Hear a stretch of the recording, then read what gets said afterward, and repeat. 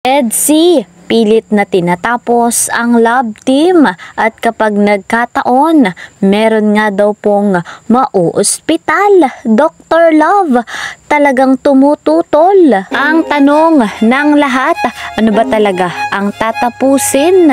Ang love team ba o ang episode ng serye?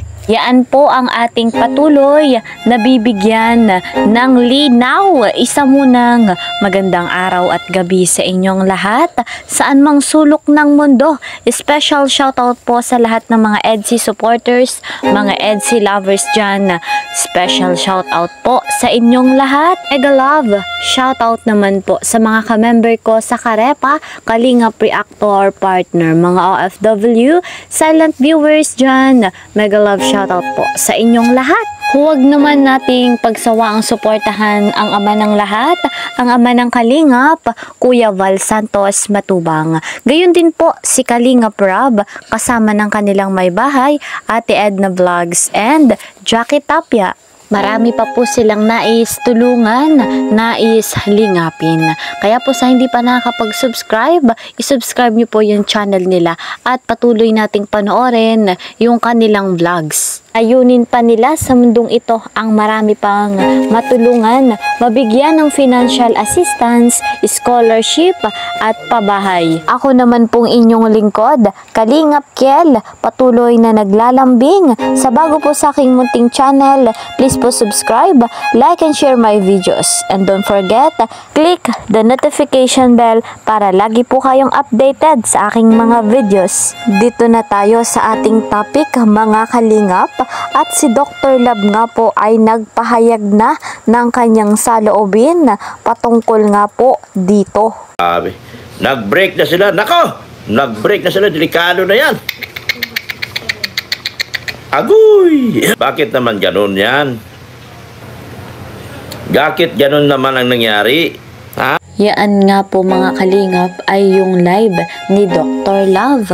Dagdag pa nito, tutol siya na kung sakaling mangyari nga pong matapos na ang love team na EDSI. Bakit nagkaganon? Nako, mukhang maraming ma-hospital nito. Naku nga mga kalingap, at marami nga daw pong mauospital kung sakaling tuluyan ng matapos ang love team na EDSI. Nako, kung maging totoo man yan sinasabi nyo, ako na ang nagsasabi. Di kami payag mawalang EDSI, magkagulo na tayo. Ayan guys, ayon kay Dr. Love, napakalinaw po ng kanyang sinabi.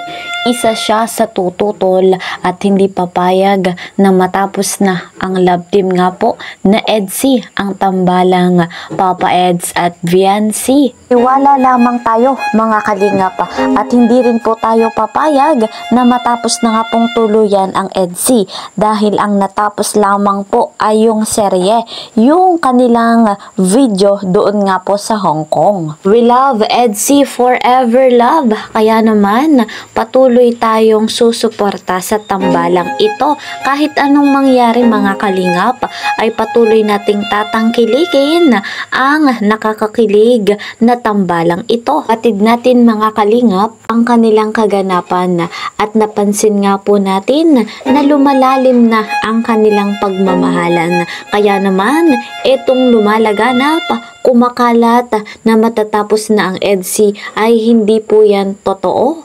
Guys, mga kalingap, think positive lamang tayo at mahaba pa ang lalakbayin ng love team na EDSI. Kaabang-abang po ang iba't iba pang mga kaganapan, lalo na nga po yung ribbon cutting sa pabahay ni Viancy. So, eto muna ang ating update. See you po sa next video. Ingat po kayo palagi.